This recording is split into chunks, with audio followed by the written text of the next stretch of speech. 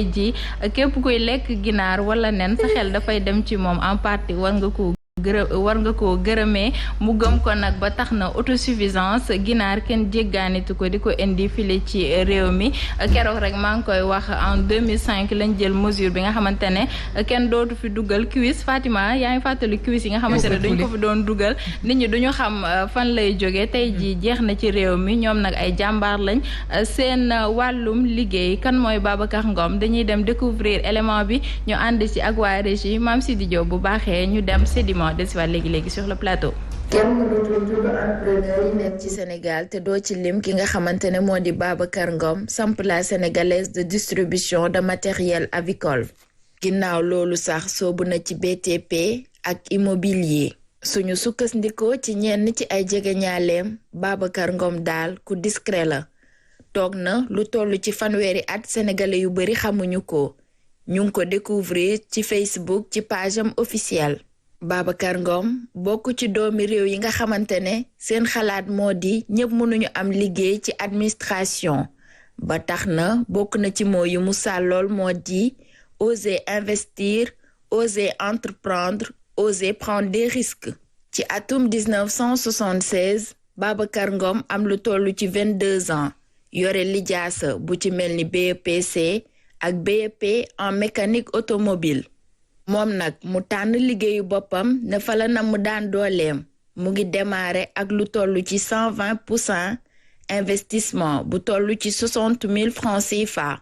ñu teg ci fanweeri at mu jóge ci activité informelle doon groupement d'intérêt économique GIE nekk SAR nekk SA jamono ji ñuy àddu mu nekk benn consortium d'entreprise. Babacar Ngom daal jàmbaar la ci wàllum liggéeyam. Aïcha mi ngi noonu kon nag Binta Ba un profil à ne plus du tout présenter et très inspirant. moom Babacar Ngom Sedima. mi ngi noonu Asma moom nag dafa am lijaasa ci mécanique automobile waaye dana ko fa ñukk ne liggéeyu xolam la bëgg a def mu démarré lu toll ci 120% 60 000 francs CFA la dooree moom mi nga xamante ne moo di Babacar Ngom très rapidement ci fanweeri at mu jóge ci li nga xamante ne moo di activité informelle nekk groupement d'intérêt économique GIE nekk SAR SA ba jamono ji consortium d'entreprise lañ koy wax ginnaaw bi nga xamante ne dugg na ci immobilier macha allah yokku ba dem ci yeneen ci ay secteur Babacar Ngom nag toog na lu toll ci fanweeri at ginnaaw bi nga xamante ne démarré na business am kenn xamu ko mu nekk nit ku discret bu ñu sukkandikoo ci ñenn ci ay jegeñaaleem ñu ci bëri ci sénégalais yi ñu ngi ko découvrir ci Facebook ci page am officielle moom nag bi mu amee 22 ans la daal de am lijaasa yi nga xamante ne bokk na ci BEPC waaye itam BEP en mécanique automobile mu jàpp ni ñëpp mënuñu réussir ci administration il faut am ñoo xamante ne dañuy jóg utal seen bopp daan seen doole bu ko defee mën a jox ñeneen ñi xëy ba tax na bokk na ci mooy yi nga xamante ne da ko sàlloo Asma di ko wax lu bëree bëri mooy oser investir ak oser entreprendre lii mooy profilu tey bi ñeel suñu entrepreneur muy wuyoo ci turu Babacar Ngom. Sedima Aïcha mi ngi noonu justement wàllum ginaar moom wax dëgg yàlla te moom dem na ba ca tugal nasaraan si nangul ko xam-xamam mi màcc ci wàllum yer ginaar ak dundal askanam moo tax ñii bu ñu xoolee ci parcours des entrepreneurs qu'on présente tous les jours et je pense que entrepreneur bu nekk day jege état ndax boo demee ba am entreprise bu mag ci réew da ngay par la force lëkkaloo ak nguur gi toog chaque chef d'état et c'est eux véritablement qui vivent l'état est une continuité ndax ku ñëw toog dinañ fexe ba sa diggante ak ñoom dana rafete war du am ndax kenn du leen dégg ci politique et quelque part bu fekkee ne dañoo xool ni ñoom dañoo dem ci jugee ci tepp balaay yu rët di ñëw dañuy am xam-xam te xam-xam da nga ciy tàggat sa bopp pour am ko aujourd'hui je pense qu'il est en collaboration avec KFC qui nous permet aujourd'hui de ne plus vivre le rêve américain pour manger du poulet américain mais on mange du poulet de chez nous en mode américain et ça c'est magnifique comme réalisation et quelque part apprenez à avoir de la grandeur et du tact. leçon pertinente nga wax xam nga lu tax. nguur gi fi ñëw yëpp. da nga fiy fekk Sedima liggéey ak moom ba ko fi. mu ngi noonu dafa gàtt loolu rek résumé ko. am na loo xam ne da ngay teg ay jalons yoo xam ne. yéen a ko wax yéen les hommes passent et les institutions. demeurent day des. donc am na looy teg jëmbal ko fi garab gi. bu defee téeméeri at ñaar téeméeri at kenn du ñëw buddi racine yi ku ñëw rek da ngay witt ci doom yi ñii xànc si ñii màcc ci xob yi ñu seeti leneen donc lii mooy développement lii mooy dimbali dëkk. développement durable en plus. bu doon moom dafa ñàkk xel dana sama alal la dem naa bay bëgg nekk mag naa jël li mu moom ut feneen fa mu ko def wala damay retraité. mais du say doom rek. te ba pare askan gi ba tey moo leen di dooleel. ba pare di employé également. exactement am ay jeunes yoo xamante ne ñu ngi liggéey ci biir entreprise boobu. donc dafa nekk loo xamante ne pour man nguur. daf leen war a rek juste di leen gunge di leen jàppale. bu ko defee nag ñoom li ñuy mën di wax ci wàllu xeexub chômage tey ji ñoom bu ñu leen jëlee ñu insérer leen ci seen i ay entreprise xëy na dina am lu muy fatt turu ci état bi. mais moom Babacar Ngom Sedima je pense qu'il y a une période où dafa même initier partage du savoir loolu ñu ku yéwénul doo ko def. ku ngott li ko wolof Njaay dinaan ku ngott du ko def Bintaba mooy que dafa jëloon ay ndaw yoo xam ne dañu doon am poulailler yu ndawaan ñu nekk ay fournisseurs am. kon nga xam ne ni lii la yandey ji naan dafa mel ni nga dem ca boulanger ba di ko may baguette mburu saa yu lay làkkal mburu dootoo ko defati.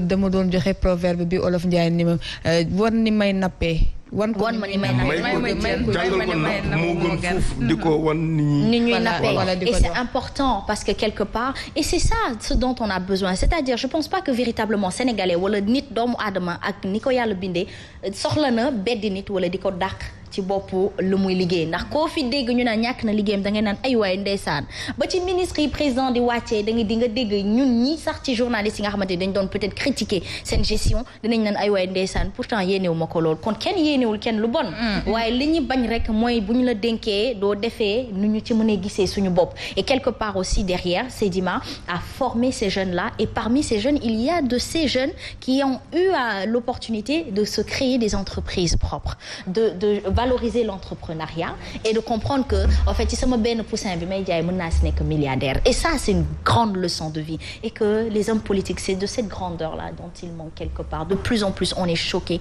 de plus en plus on voit que ñoom ak ñun bokkatuñu jikko et ça fait peur moo tax sànq ma laaj ba xam kan la ñu war a wóolu ngir fal ko ndax koo fi fal ëllëg mu war la ci naka déjà ci jikko ak ci defin koo daan gis chaque jour wala di saafonteeg moom da ngay dem léegi ba barrière day am seen diggante et si on n'est pas proche de son peuple on ne peut pas aider son peuple.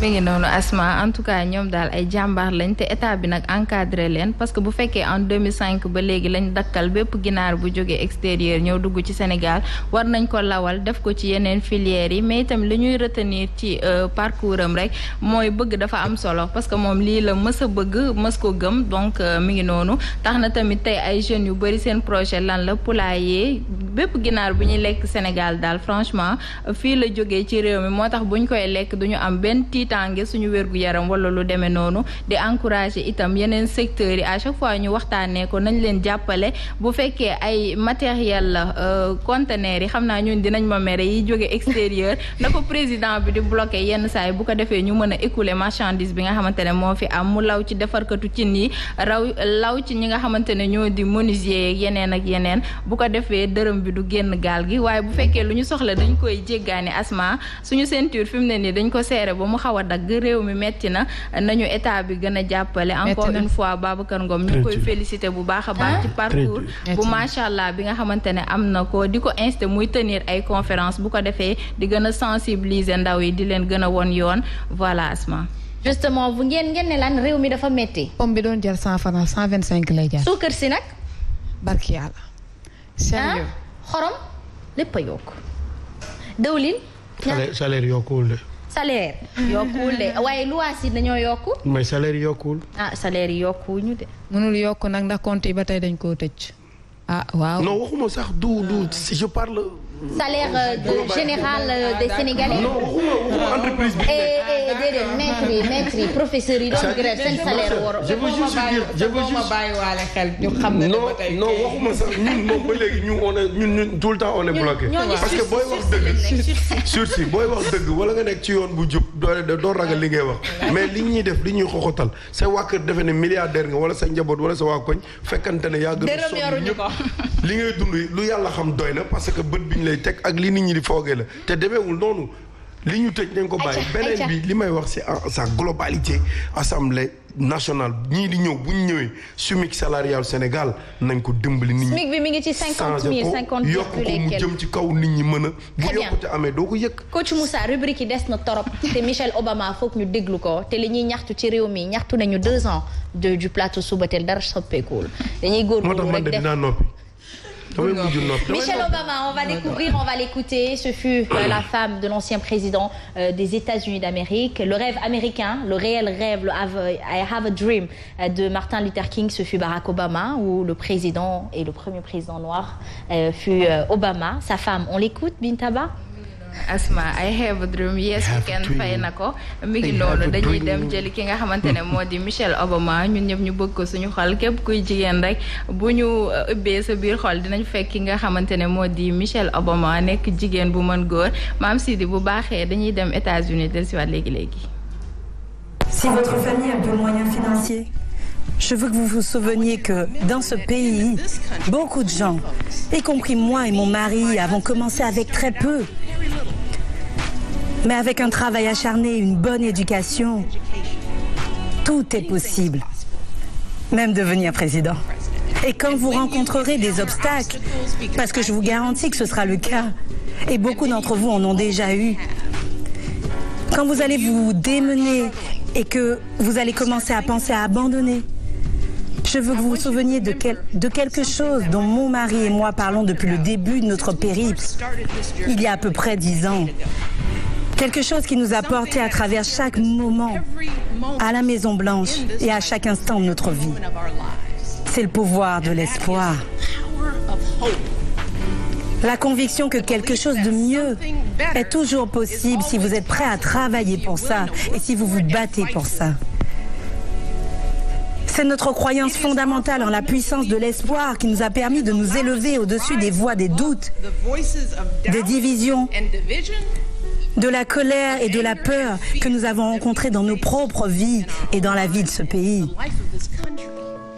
Notre espoir que si nous travaillons assez dur et croyons en nous-mêmes, alors nous pourrons faire tout ce dont nous rêvons, en dépit des limitations que d'autres peuvent nous imposer. L'espoir que lorsque les gens nous voient pour qui nous sommes vraiment, peut-être, juste peut-être, eux aussi seront inspirés de s'élever à leur plein potentiel. Cela devait être l'espoir de gens comme mon père. Se lever tous les jours, faire son travail à l'usine d'eau de la ville, avec l'espoir qu'un jour, ses enfants iraient à l'université et auraient des opportunités qui ont dépassé ses rêves. Je veux que nos jeunes sachent qu'ils comptent, qu'ils ont leur place. Alors n'ayez pas peur. Est-ce que vous m'entendez? Ne soyez pas effrayés, soyez focus. Soyez déterminés, soyez optimistes. Prenez le pouvoir, prenez le contrôle avec un bon niveau d'éducation. Et sortez d'ici et utilisez cette éducation pour construire un pays digne de vos promesses sans bornes. Menés par l'exemple de l'espoir et jamais de la peur. I have a dream. I have a dream, yes. Yes we can. Yes we can mi ngi noonu ñun ñëpp ñoo ko déggandoo Michelle Obama elle n'est plus à présenter ndaxte moom mooy première noire afro-américaine bi nga xamante ne moo dugg Maison Blanche ànd ak jëkkëram Barack Obama boo xamante ne moom itamit il n'est plus à présenter nekk ndamu àddina bi yëpp juste pour revenir ci Michelle Obama ak caractère am li mu wax nee na àdduna lépp mu ngi tënku ci espoir ndaxte nag boo amee yaakaar ni lii war nga ko mën def yàlla dala ciy jàppale bu baax a baax ñëwaat na ci problème yi nga xamante ne am na ko bi mu nekkee tout tànk papam am feebar teewul da doon jël ay béykeem di dem di liggéey ndax rek mën koo fayal éducation boo xamante ne tey jii je pense que éducation boobu fay na leen Barack Obama mi nga xamante ne moom moo bind l'audace d'espérer daa mel ni moo espoir dafa am solo ci couple bi nga xamante ne moo di Michelle ak itamit Obama. Voilà Michelle Obama qu'on découvrait tout de suite. Asma mi ngi noonu moom mooy jigéen ji nga xamante ne daal fi mu ne nii macha allah jigéen ñëpp dañuy jël référence ci moom. Aïcha mi ngi noonu merci canta ngërëm ñeel na la mi ngi noonu am na ku doon wax quel charme Binta Ba pop waaw bu leen bul yem ci wax charme ñëwal bu Sen TV ma may la ko Aïcha mi ngi noonu merci beaucoup à elle. Alors Fatima Diop, on va embrasser justement la culture avant de terminer en beauté avec un peu de sport, une touche de fitness. On parlera justement de art et lettres, de l'ouvrage de Seydou Diallo, Balade nocturne.